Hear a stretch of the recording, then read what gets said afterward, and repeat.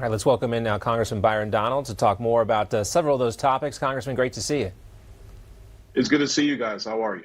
Well, we're doing all right. One of the first things we heard from DeSantis there, Governor DeSantis, was his criticism of the debt ceiling deal, saying that this country is going bankrupt before and it's going bankrupt after this deal between Speaker McCarthy and President Biden. What is your take on what we just heard from the Florida governor there? Well, look, I agree with that statement. It's not wrong. All this debt ceiling deal really does, it just treads water. We're going to accumulate another $4 trillion of debt under this bill. The spending trajectory is still going to take us to be $14 to $15 trillion more in debt on top of the 32 in another decade. And so we haven't even begun to do the meaningful cuts necessary to get the fiscal house in order. It's basically a pause, $12 billion in the first year.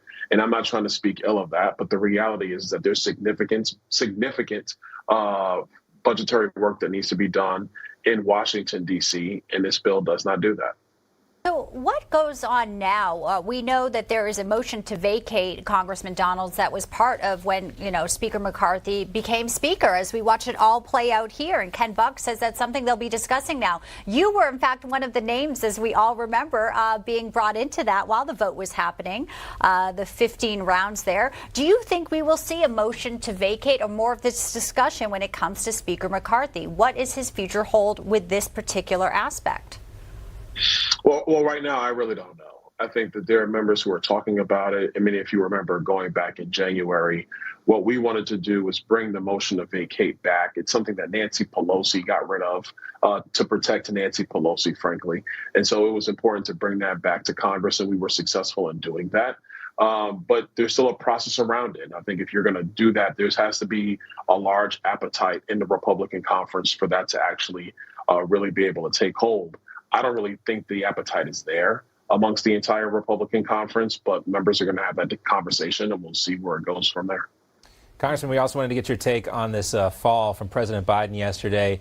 Folks might remember how a lot of Democrats and the media called for the 25th Amendment, serious questions about Donald Trump's health after he slowly walked down the ramp at the commencement ceremony at West Point a few years ago, or when he took that drink of water.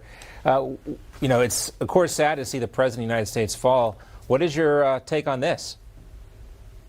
Well, first, I agree. Seeing a president fall like that is something we don't need for our country. The rest of the world looks at that stuff as well. It's not good for us. But look, there's always been this hypocrisy between Republicans and Democrats. If a Republican had fallen like this, you're right. The 25th Amendment will be all the talk on the national news networks and in all the papers. That's what they would do. But with this president, they protect him.